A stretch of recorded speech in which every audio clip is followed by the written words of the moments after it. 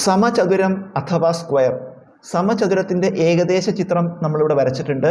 സമചതുരത്തിന് 1, 2, 3, 4 വശങ്ങളാണുള്ളത്. ഈ 4 വശങ്ങളും തുല്യമാണ്. സമചതുരത്തിന് 1, 2, 3, 4 കോണുകളുണ്ട്.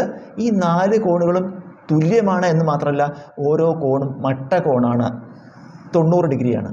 അപ്പോൾ സമചതുരത്തിൻ്റെ 4 വശങ്ങളും തുല്യമാണ്, 4 കോണുകളും തുല്യമാണ്, ഓരോ കോണും 90 ഡിഗ്രി വീതമാണ്. നമുക്ക് സമചതുരത്തിൻ്റെ ചുറ്റളവ് അഥവാ പെരിമീറ്റർ കാണുന്നതിനുള്ള സൂത്രവാക്യം 4 × A ആണ്. ഈ A എന്ന് പറഞ്ഞാൽ വശം അഥവാ സൈഡ്. അപ്പോൾ സമചതുരത്തിൻ്റെ ചുറ്റളവ് കാണാൻ അല്ലെങ്കിൽ പെരിമീറ്റർ കാണാൻ ഒരു വശത്തെ 4 കൊണ്ട് ഗുണിച്ചാൽ മതി.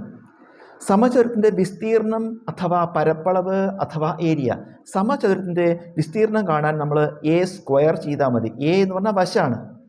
അപ്പോൾ വശത്തിൻ്റെ വർഗ്ഗം കണ്ടാൽ മതി. വശം ഇൻറ്റു വശം ചെയ്താൽ സമചതുരത്തിൻ്റെ വിസ്തീർണം അഥവാ പരപ്പളവ് അഥവാ ഏരിയ കിട്ടും. സമചതുരത്തിനോട് ബന്ധപ്പെട്ട് നമുക്ക് ഒരു സൂത്രവാക്യം കൂടി മനസ്സിലാക്കണം. A = D/√2. ഈ D എന്ന് പറഞ്ഞാൽ ഡയഗണൽ അഥവാ വികർണം.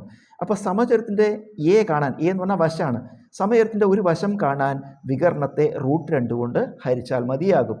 അതുപോലെ വികർണം കാണാനോ D കാണണമെങ്കിൽ ഈ √2 കൊണ്ട് എടുക്കുമ്പോൾ ഗുണിക്കണം എന്നാവും. അപ്പോൾ D കാണാൻ √2 × A ചെയ്താൽ മതി.